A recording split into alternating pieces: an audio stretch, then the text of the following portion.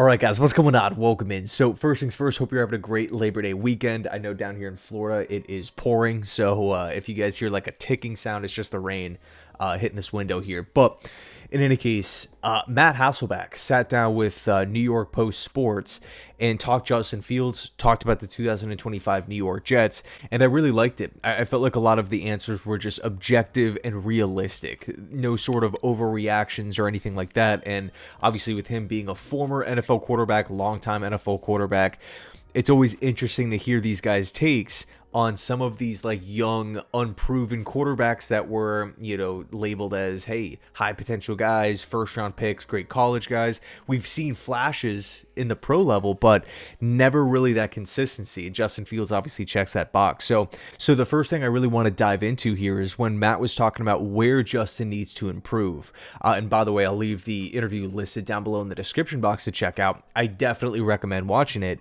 But he said that the main area that he feels like Justin should focus on is decision making, right? Fields has had questionable decision making before in the past. Matt referenced times where he was like a bit of a gunslinger, too much, almost like reckless or careless with the football, trying to make plays down the field. And then over time, he's turned into more so like, okay, if my guy's not there, I'm either going to run or throw it away. And this is something that a lot of people within this space have talked about, right? Former quarterbacks here. It seems like when Justin knows where he's going with the football, when that player's open, when the defense, gives him a look that he likes for a specific route and he just cuts it loose, he delivers accurate passes with zip. Like he can really, put a lot on the football and get the ball where it needs to be. But really the main question has been consistency with processing defenses. In regards to some of the reported struggles that Justin Fields was having in training camp, just trying to, get a hold of the offense and really go out there and perform, again, lay out that consistency. Hasselbeck made a really good point about gamers. Guys that when the lights come on, pads are on, full on 11 on 11 real football, some guys just perform a little bit better. Some guys elevate. And he actually brought up Andrew Luck as being a gamer, not really comparing Luck to Fields, but comparing Luck to the situation, which is when Sunday arrives, Andrew Luck arrives as well. His play just elevates. And Hasselbeck was saying basically if Fields can be clear with his decision making and aggressive with his legs, he's shown in the past that he is a gamer. He can just, run all over a defense. He's so hard to bring down an open space. It's honestly crazy to watch. And I felt like that was a really good point because we know that Tanner Engstrand, Aaron Glenn, they were not scheming for opponents in preseason. We know we haven't really seen a whole lot. Limited opportunities here for Fields and really the first team offense as a whole. It's preseason. You don't really want to be dishing out creative plays. You don't want to be dishing out quarterback design runs or anything. So it kind of feels cool. Yes, of course, the Jets are underdogs this week against the Pittsburgh Steelers. Sounds nuts saying that, but you also kind of have the sense of, okay, brand new coaching staff, brand new system, brand new quarterback here. Yes, Pittsburgh knows Justin Fields' skill set, but we're coming in with tricks up our sleeve, and Pittsburgh just simply cannot prepare. Yeah, you can go back and look at Detroit's defense. Yeah, you can look at Steve Wilkes' play calling tendencies, right? Blitz percentage, what he likes to call on third downs and stuff, but this is a brand new team.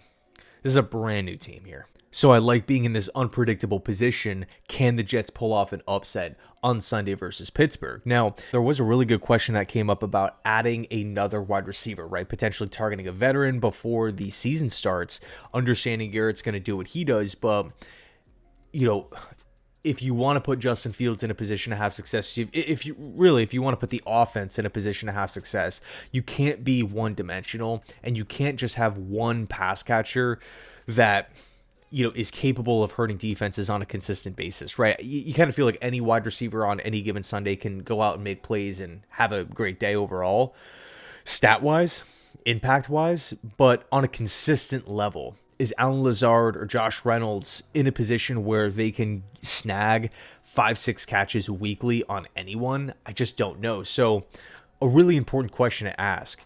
And Matt Hasselbeck said he doesn't think so. and he compared the Jets to the Seattle Seahawks with Mike Macdonald. Now, obviously, Macdonald's going into year 2, but he's kind of hitting the reload button over in Seattle, right? We're going to move on from DK Metcalf. We're going to move on from Geno Smith. We're going to move on from Tyler Lockett. We're going to bring in a brand new offensive coordinator here in Clint Kubiak. We're going to run the ball on offense, and we're going to shoot to be a top 10 defense. That's going to be our identity. It's not going to be split in a million different ways. It's going to be play good defense, run the ball. And Hasselbeck talked about how Aaron Glenn, it kind of feels like it's the same thing. Yes, of course, Garrett is going to do his thing, just, such a dynamic weapon, but play good defense with a defensive-minded head coach, and we're going to stick to the ground game. We're going to eat the clock. We're going to try to get in third and shorts. We're going to try to shorten games here. And to be honest, we're getting close. We are literally a week away from, the time of this recording here, to the start of the season. Are the Colts really going to move on from Alec Pierce a week before the season starts? Jakobi Meyers, are the Raiders in a position, they've had him all camp? Are they in a position to just flip him right before? I guess anything's possible, right? Micah Parsons just got traded to the in-conference Green Bay Packers here. So, yeah, I guess I can't really rule anything out, but it just feels like at this point in time, you're coaches, Pete Carroll for the Raiders, Steichen for the Colts, they're preparing for the opponent on Sunday, right? Raiders split the Patriots. I'm not sure who the Colts play. I think the Dolphins actually. In any case, they know what their roster looks like. I just feel like maybe it's a little too far gone. Now, Rich Cimini did mention Jakobi Meyers as a potential trade to watch for the Jets. Connor Hughes suggested a second-round pick would be the asking price or, the compensation for Jakobi Meyers. Absolutely not. There's no way I'm trading a first-round pick, and there's no way I'm trading a second-round pick in this upcoming draft. No, this draft class is stacked. I love this upcoming draft class. And we already don't have a third-round pick because of the whole, Hassan Reddick, Joe Douglas trade. So the most I would give up, and you'd have to, really convince me, is a fourth-round pick. I don't love the idea of trading a fourth-round pick. I don't. But you can, if you get a solid upgrade at one of these positions, you can sell me on the idea, but it's a tough sell. The point is, first of all, I'm not trading a second round pick for any wide receiver out there, any potential guy on the move, realistically speaking.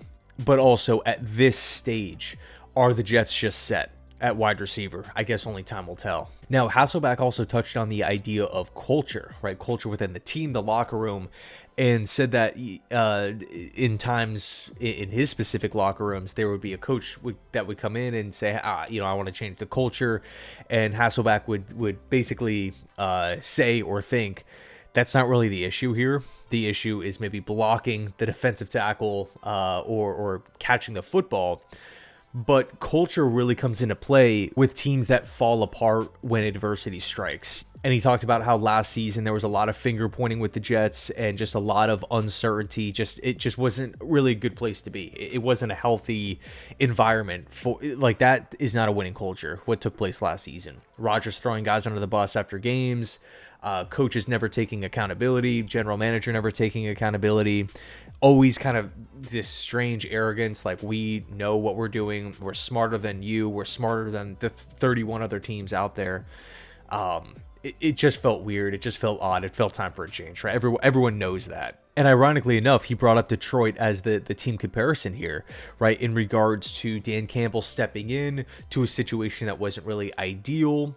The roster wasn't fit. They didn't really have enough talent.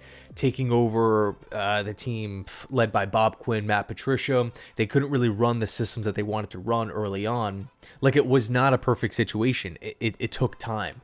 So Hasselbeck's point was, for the Jets, can we just see improvement, right? It's probably not going to, we're not going to be blowing teams out 40-0 early in the season. But as time progresses, can we see the team function? Does it look organized? Does it look well coached? Does it look like we're heading in the right direction?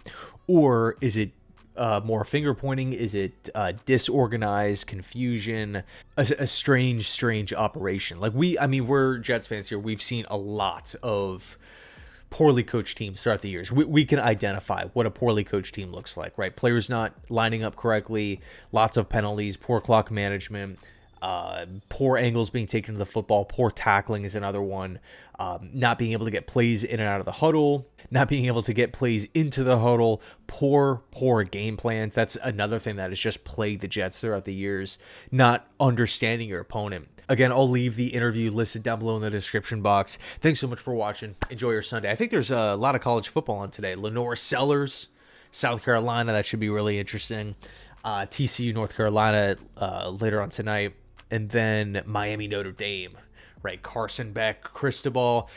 Both teams have so much talent. Carr starting for Notre Dame. That should be a really, really good game right down in South Florida. Could Miami pull off the upset here?